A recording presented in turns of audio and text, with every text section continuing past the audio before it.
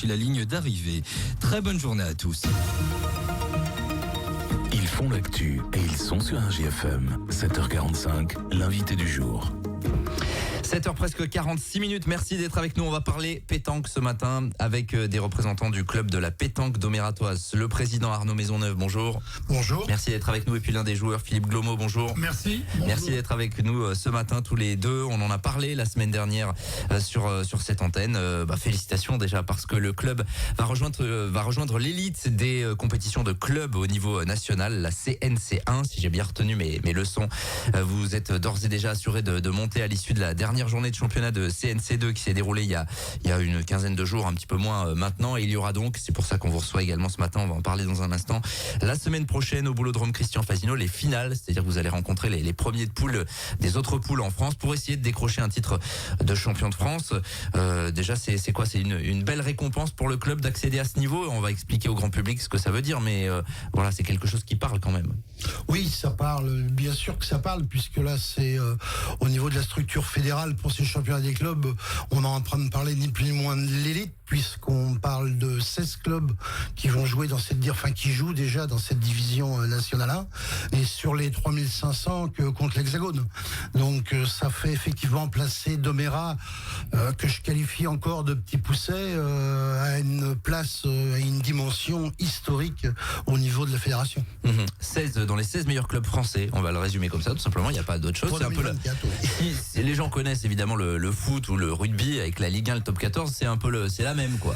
On peut faire effectivement cette analogie, il n'y a pas de souci. Ouais. Bon, ok, très bien. Donc je me trompe pas. À l'issue d'une saison donc en championnat CNC2 qui a été maîtrisée, expliquez-nous un petit peu le déroulé de cette saison, ce qui a abouti donc à cette montée. La maîtrise en tant que président, donc ça génère effectivement des déplacements lointains, une structure d'Omératoise donc autour de l'équipe qu'on a déjà acquis maintenant depuis 5-6 ans, puisqu'on a atteint le niveau 3 de cette nationale il y a maintenant 5-6 ans. Donc il y a un capitaine de nommé, il y a des joueurs, on va dire attitrés, l'équipe ne bouge pas beaucoup, n'a pas beaucoup évolué.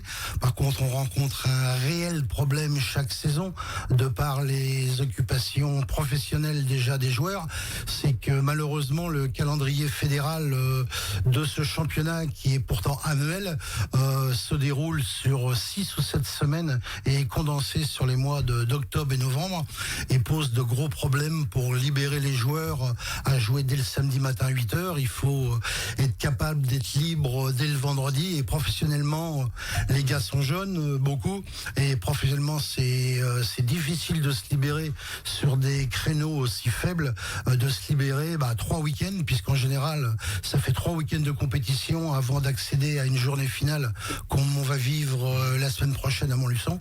Donc c'est difficile, et pour preuve en est cette année, Philippe est là pour en témoigner en tant que joueur, on va dire parachuté cette année dans l'équipe, puisque le premier déplacement à Vaux-en-Velin sur le team majeur, il n'y avait que 3 joueurs de présent.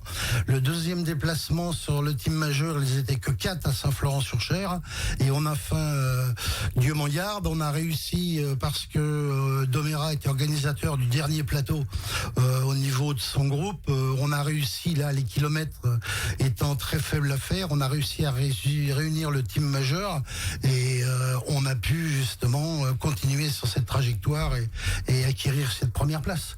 Ouais, alors c'est intéressant ce que vous dites. Donc ça veut dire que vous avez quasiment jamais eu votre équipe type, entre guillemets, pas toujours. En tout cas, tout le monde n'était pas toujours dispo, et que malgré tout, vous avez réussi à performer. Tout à fait, ouais. C'est pour ça que cette victoire, cette première victoire, cette première place est d'autant plus belle, parce que donc sans sourciller, on a pu l'homogénéité du club, les affinités des uns des autres avec les plus vieux, si j'ose dire, parce que des gens comme Philippe ou les Philippe et les Jean-Michel, pour ne citer qu'eux, qui sont venus renforcer ces équipes sur ces 2 plateaux, ont l'âge d'être leurs parents, donc c'est d'autant plus joli pour le club, quoi. Philippe, vous qui avez un petit peu de bouteille dans le métier, en tout cas dans la pratique de la pétanque, ça restera un des très beaux souvenirs. Vous avez vécu là, alors même si c'est très condensé, les compétitions, on l'a bien compris, c'était un bon moment à vivre, cette montée. Oui, c'était un bon moment à vivre. Alors Arnaud l'a résumé, on a été à Vaux-en-Velin, l'équipe qui était entre guillemets l'épouvantail de la poule, puisque Bon, il y a des joueurs de renommée mondiale, hein. Il y a Malbec, il y a Fournier qui sont champions d'Europe. Ils sont juste champions d'Europe. Voilà, ils tout à sont fait. juste champions d'Europe. Donc il y a Ripen qui a été deux fois champion de France. Et j'allais dire que sur le plateau de Vaux-en-Velin, on perd probablement contre l'équipe la moins forte. Et on gagne contre les champions d'Europe, et on gagne contre Arlan, où il y a de très très bons joueurs. Donc je crois que la montée, elle se fait là. Montluçon, alors je veux pas jeter la pierre aux deux autres équipes qu'on a rencontrées et puis les prendre pour ce qu'elles sont pas, mais les deux équipes qu'on a jouées à Montluçon étaient les équipes les moins fortes de la poule, quoi.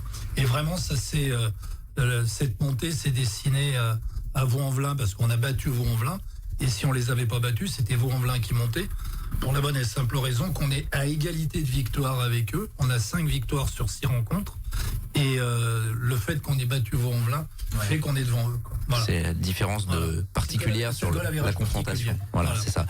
Parlez-nous, Philippe, également de ce groupe. Donc, Arnaud le disait à l'instant, où il y a un mélange d'expérience et de jeunesse aussi, du coup. On a des joueurs majeurs, hein. Le petit Pinto, Enzo Pinto, avec qui j'étais venu ici il y a très longtemps, qui est champion de l'Allier tête à tête et doublette cette année. Frédéric Peyret, qu'on présente pas non plus, qui est champion de l'Allier avec Enzo cette année. Léo Bernard, qui est un joueur majeur, avec Jean-Michel Dupuis, avec David Laleuf aussi, Philippe Soulier, sont des très bons joueurs. Alors effectivement, ils sont jeunes. La fougue de la jeunesse. Alors nous, on essaie de leur amener un peu de sérénité, un peu de calme, même si c'est pas toujours facile. Non, mais il y a vraiment une bonne ambiance. Et puis il y a aussi, il faut pas l'oublier, Olivier Delage qui à mon sens un joueur complètement incontournable de cette équipe, parce que il joue pratiquement toutes ses boules, quoi. Voilà. On se souvient que d'ailleurs certains d'entre eux, il me semble de nom, avaient fait les Masters, ils avaient fait un gros parcours. David, Olivier, effectivement. Sur l'étape Montluçonnet, c'était il y a 2 ans, ils avaient été jusqu'en demi-finale, je crois. On avait... Oui, tout à fait. Non, il trust régulièrement des titres de champions départementaux. Il y a 2 ans, ils ont fait le hat-trick tête-à-tête, doublette, triplette dans l'Allier. Cette année, Enzo est champion tête-à-tête, champion doublette.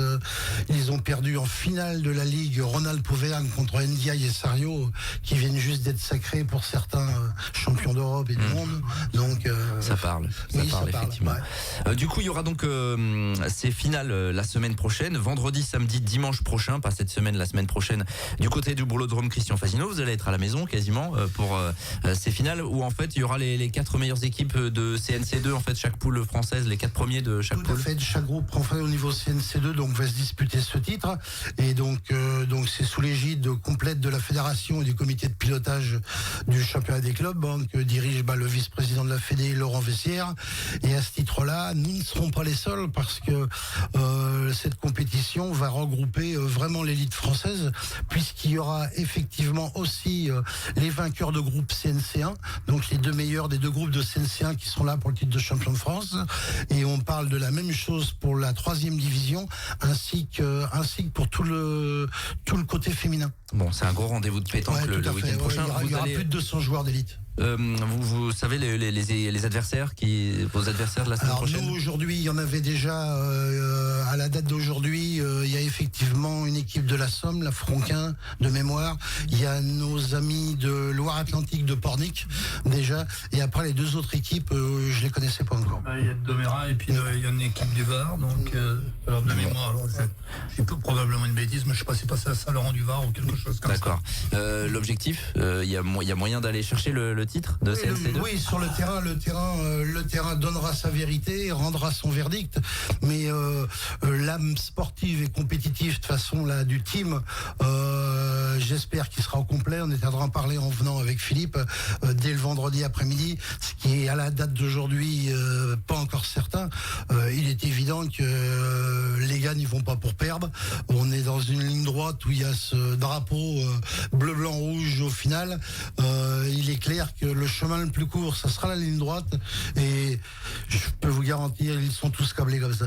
Bon, en tout cas, si on invite déjà le public à aller potentiellement voir donc ce très haut niveau la semaine prochaine, vendredi, samedi et dimanche. Un mot du club d'une manière générale, 119 licenciés qui a fêté donc l'année dernière son 50e anniversaire avec un local également adapté désormais qui est mis à votre disposition. C'est voilà, tout roule en fait pour le club. Oui, tout roule et puis là, vous m'offrez la possibilité de remercier effectivement que ce soit le conseil départemental et surtout la municipalité de Mérat par le biais de sa mère Pascal Lescura. Effectivement, ces gens-là ont toujours été derrière nous. Ils le sont encore plus. On essaye effectivement, matériellement, le start a été ce nouveau local, mais on essaye encore aujourd'hui de passer un cap. Preuve en est, on est en train de regarder, d'instruire un sujet pour couvrir de panneaux photovoltaïques une partie des aires des jeux. On est dans le tuyau là, puisqu'on va recevoir des compétitions départementales en 2024. On est en train de regarder pour augmenter la capacité de jeu au niveau du nombre de terrains. Et à tous ces sujets-là, effectivement, la municipalité de Mérat est très à l'écoute et il n'y a absolument pas à rogner, à s'en plaindre, à dire quoi que ce soit. On est vraiment accompagné. 119 licenciés donc, et puis bien la saison prochaine, une place dans les 16 meilleurs clubs français. Et puis les finales de championnat de France national 2 la semaine prochaine du côté du Boulodrome Christian Fasino.